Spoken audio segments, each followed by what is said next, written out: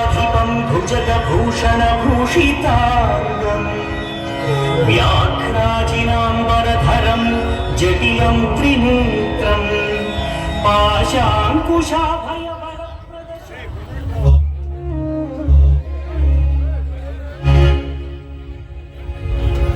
श्री मारुतेश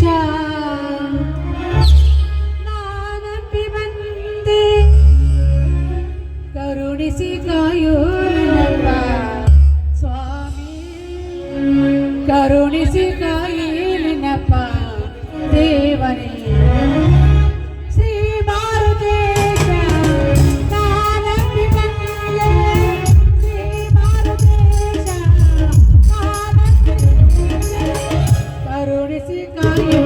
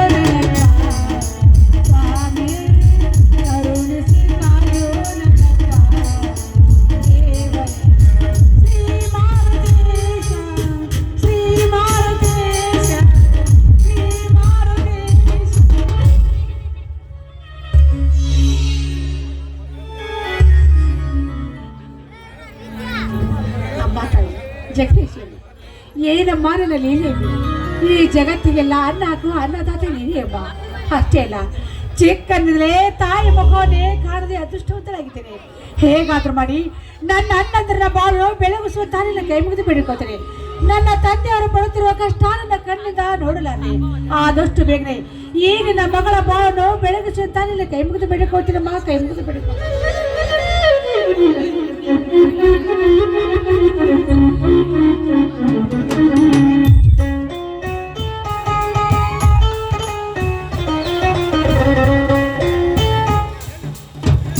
ತಂಗಿ ಅಪ್ಪ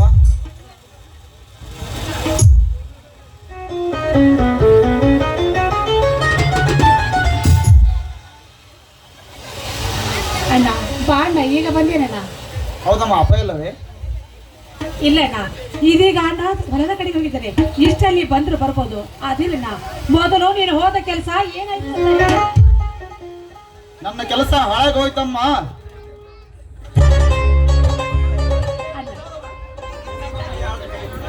ಅದಿಲ್ಲಣ್ಣ, ಮೊದಲು ದೇವರಿಗೆ ನಮಸ್ಕಾರ ಮಾಡಿ ಪ್ರಸಾದ ತೆಗೆದುಕೊಳ್ಳಂತೆ. ಮುಗಿಸಮ್ಮ ಈ ನಿನ್ನ ಮಾತನ್ನು. ಯಾಕಣ್ಣ ಈಗೇಕೆ ಮಾತಾಡ್ತಿದ್ಯಣ್ಣ ನೀನು? ಮೊದಲು ನೀನು ಹೋದ ಕೆಲಸ ಏನಾಯ್ತು ಅಂತ ಆದಷ್ಟು ಬೇಗ ನನ್ನ ತಂಗಿ ಮುಂದೆ ಹೇಳಣ್ಣ. ನೀನು ಮಣ್ಣ ಪಾಲಾಗಿ ಹೋಯ್ತಮ್ಮ ಈ ನಿನ್ನ ಅಣ್ಣನ ಕೆಲಸ. ಹಾಳು ಶ್ರೀದೇವಿ ಎಷ್ಟೇ ಕರುಣಿಂದ ಪೂಜಿಕೊಂಡರು ಬಡವ ತನ್ನ ಕಾಲ ಕೆಳಗೆ ಹಾಕಿ ಶ್ರೀಮಂತರ ಸತ್ತಾಗಿ ನಿಂತಿದ್ದರೆ ಈ ನಿನ್ನ ಕಾಲಿನ ಕಾಳಿ.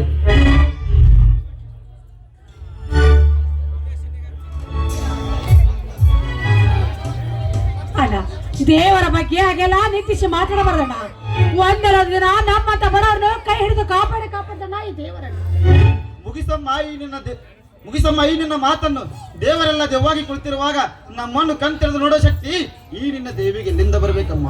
ವಿದ್ಯೆ ಎಲ್ಲ ಸಂಪೂರ್ಣವಾಗಿ ಮುಗಿದರು, ಎಲ್ಲಾ ಪರೀಕ್ಷೆಯಲ್ಲಿ ಮೊದಲನೇ ಸ್ಥಾನ ಪಡೆದು ಭಕ್ತಿಯಾಗಿ ನಿಂತಿರುವಾಗ ಈ ಗುರುತಿಲ್ಲದ ಈ ಬಡವನನ್ನು ಬಿಸಾಕಿ ಹಣದ ಚಮತ್ಕಾರದಿಂದ ಶ್ರೀಮಂತ ಪುಣ್ಯಗಳು ಗೌರವಶಿಖರವನ್ನೇರಿ ತಮ್ಮ ಸುಖದಾಸೆಯನ್ನು ಪಡಿಸಿಕೊಳ್ಳೋದನ್ನು ಕಣ್ಣಾರೆ ನೋಡಲಿಲ್ಲವೇ ನಿನ್ನ ಆಳು ಶ್ರೀದೇವಿ?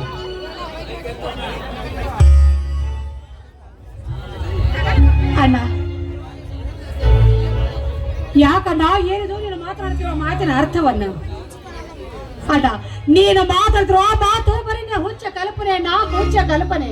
ಇದು ಹೊಚ್ಚತನವಲ್ಲಮ್ಮ. ಈ ಶ್ರೀಮಂತ ನಾಯಿಗಳು ಈ ನಾಡಿಗೆ ನೀಡುತ್ತಿರುವ ಪಶ್ಚಾತ್ತಾಪ ಪ್ರತಿಯೊಬ್ಬ ಶ್ರೀಮಂತ ಪ್ರತಿಯೊಬ್ಬ ಅಧಿಕಾರಿಯ ಮೇಲೆ ಮಾಡಿದ ಅನ್ಯಾಯ ನೋಡಿದ್ರೆ ಅವರದೇ ಗುಂಡಿಗೆ ಸಿಡಿ ಬಿಸಿ ರಕ್ತ ಕುಡಿಬೇಕು ಅನಿಸುತ್ತದೆ. ಆದ್ರೆ ತಂದೆ ಕೊಟ್ಟ ಮಾತಿನಂತೆ ಅವರನ್ನು ಸುಮ್ಮನೆ ಬಿಟ್ಟು ಬಂದೆ. ಅಲ್ಲ, ಹೋಗಲಿ ಬಿಡಣ್ಣ. ಬಡವರ ಸಿಟ್ಟು ಧವಳಿಗೆ ಮೂಲ ಎಂದಂತೆ ಗಾದೆ ಮಾತ ಕೇಳ್ಬೋದಣ್ಣ. ಒಬ್ಬ ಅಧಿಕಾರಾಗಿ ಅವರ ಕೈ ಕೆಳಗೆ ಕೆಲಸ ಮಾಡೋದಕ್ಕಿಂತ ಅರಸರಾಗಿ ಭೂತಾಯಿಯಲ್ಲಿ ದೇವಿ ಕೆಲಸ ಮಾಡಿದ್ರೆ ಎಷ್ಟೊಂದು ವಾಸಿ ಅಲ್ಲ. ತಂಗಿ ಅಂದು ತಾಯಿ ನುಡಿದ ಮಾತನ್ನು ಇಂದು ಏರ್ತಿಲ್ಲಮ್ಮ. ಆದ್ರೆ ನಿಜ, ಶ್ರೀಮಂತರ ಸೊಕ್ಕನ್ನು ಒಡಗಿಸಿದ ಯಾವಾಗ? ಬಡವರ ಬಡತನ ಪುಟ ಹರಿದು ಮಟ್ಟಕ್ಕೆ ಬರುವುದು ಯಾವಾಗ?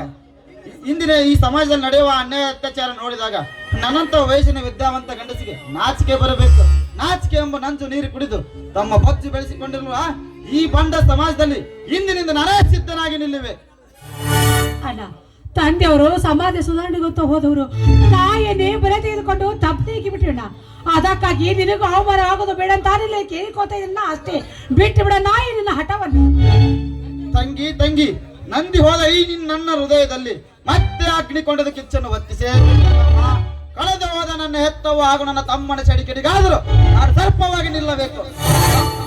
ಮೋಸ ಮಾಡಿ ಯಾವ ಪಾಪಿನ ನಮಗೆ ಅವರ ರುಂಡವನ್ನು ಕಡಿದು ಚೆಲ್ಲಿರೋಣ.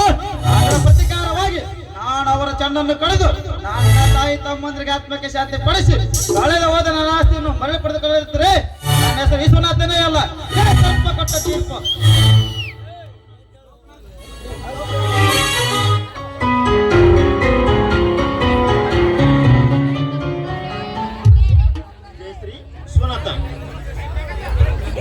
ವಿಶ್ವನಾಥ ಜಯಶ್ರೀ, ಬಾರಪ್ಪ ಏನಿನ ಮೈ ಕೈ ರಕ್ತ? ನನ್ನ ರಕ್ತ ಇರ್ಲಿ ಬಿಡಪ್ಪ. ನೀವು ಹೋದ ಕೆಲಸ ಏನಾಗಿತ್ತು ಹೇಳಪ್ಪ. ನನ್ನ ಕೆಲಸ ಹಾಳಾಗಿ ಹೋಗ್ಲಿ ಬಿಡಪ್ಪ. ಮೊದಲು ನಿನ್ನ ರಕ್ತದ ಅವಸ್ಥೆಯನ್ನು ಹೇಳು. ಆಗೋದೆಲ್ಲ ಆಗಿಬಿಟ್ಟಿದ್ ಬಿಡಪ್ಪ. ಮತ್ತೇಕೆ ಆ ಬೆಂಕಿಯನ್ನು ಪದರಿನಲ್ಲಿ ಕಟ್ಟಿಕೊಳ್ಳೋಣ? ಬೆಂಕಿ ಎಂದು ಈ ನಮ್ಮ ಕಂಕರನ್ನು ಎದುರಿಸಬೇಡಪ್ಪ. ಈ ನಿನ್ನ ಮಗನನ್ನು ನಿನ್ನ ಮೇಲೆ ಕೈ ಮಾಡುವ ಧೈರ್ಯ ಯಾವ ಪುಣ್ಯನಿಗಿದೆ ಈ ನಮ್ಮ ನಾಡಿನಲ್ಲಿ? ಅಂತ ಗಂಡಗಳಲ್ಲಿ ಹೊಟ್ಟೆಯಲ್ಲಿ ಹುಟ್ಟಿದ ಈ ಪ್ರಚಂಡ ಹುಲಿ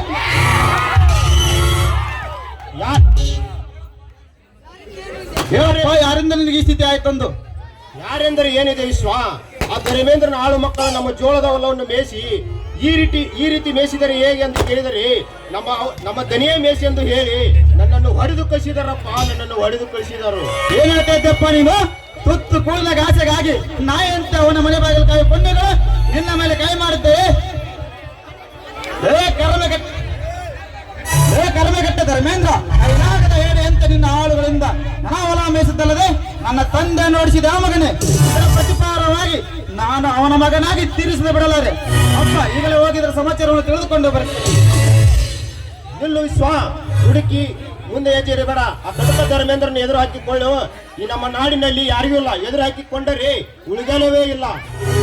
ಎಂತ ಮಾತನ್ನು ಎದುರಿಸದೆಪ್ಪ ಈ ನಿನ್ನ ಮಗನನ್ನು. ಅವನಿಗೆ ಎದುರ್ಲಿಕ್ಕೆ ಅವನೇನು ಹುಲಿನೋ ಕರಡಿನೋ? ಅಪ್ಪ ಸಾಕ್ತರಿದಾರೆ ನಡೆಯುವಾಗ ದೇವರಂಜಿಕೆ ಇಲ್ಲ ಅಂದಾಗ ಏನು ಮಾಡಿದೆ? ನಮ್ಮ ಹೊಲವನ್ನು ಮೇಯಿಸಿ ನಿನ್ನನ್ನು ಬಡಿದ್ರೆ ನಾನು ಸುಮ್ಮನೆ ಬಿಡುವನಪ್ಪ. ಅವನಿಗೆ ರಕ್ತವನ್ನು ಕೊಡುತ್ತೇನೆ.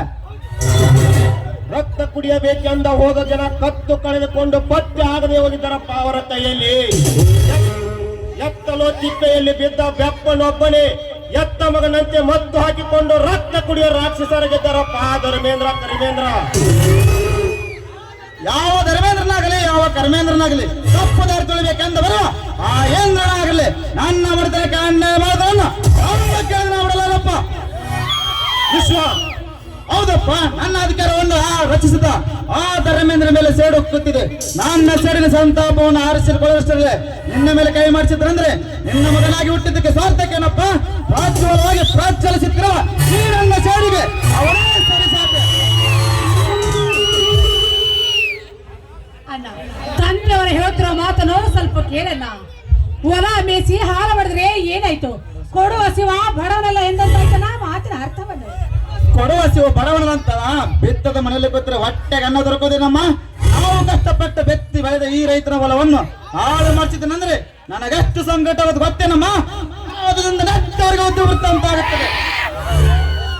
ವಿಶ್ವ ದುಸುಟ್ಟಿನ ಕೈಯಲ್ಲಿ ಬುದ್ಧಿ ಕೊಟ್ಟರೆ ಅದು ನಮ್ಮ ನಾಶನಕ್ಕೆ ಕಾರಣ. ನಾಲ್ಕು ಮಂದಿ ಗುರಿಯರಿಗೆ ತಿಳಿಸಿ ವಿಚಾರಿಸೋಣ. 4 ಜನ ಗುರು ಹಿರಿಯರ ಸತ್ಯ ನಾಲಿಗೆ ಕಿತ್ತುಕೊಂಡು ಕಟ್ಟಿ ಹಾಕಿದ್ದನಪ್ಪ ಧರ್ಮೇಂದ್ರ. ಅಂದಾಗ ಈ ಬಡವನೇ ನ್ಯಾಯ ಬಿಗಿಪಡಿಸಲತ್ತ ಈ ಊರಿನಲ್ಲಿ ಯಾವ ಹಿರಿಯರು ಬರೆದಿಲ್ಲ. ನ್ಯಾಯ ಬಗೆಹರಬೇಕೆಂದ್ರೆ ನಾನು ಅವನ ಆಳವನ್ನು ಒದ್ದು ಅವನ ಹೊರ ಹಾಳು ಮಾಡಿದಾಗಲೇ ಹಣದ ಚಮತ್ಕಾರದಿಂದ ಶ್ರೀಮಂತ ಪುಣ್ಯಗಳು ಗೌರವ ಶಿಖರವನ್ನೇ ನನ್ನ ಹೊಲ ಬಲವಾದ ಛಲ. ನಾನು ಬರ್ತೇನೆ. ಜಯಶ್ರೀ ನಿಲ್ಲು ವಿಶ್ವ. ಜಯಶ್ರೀ ಅಟವಾದಿ ವಿಶ್ವ ದುಡುಕಿ ಏನ್ ಅನಾಹುತ ಮಾಡ್ತಾನ ಏನೋ.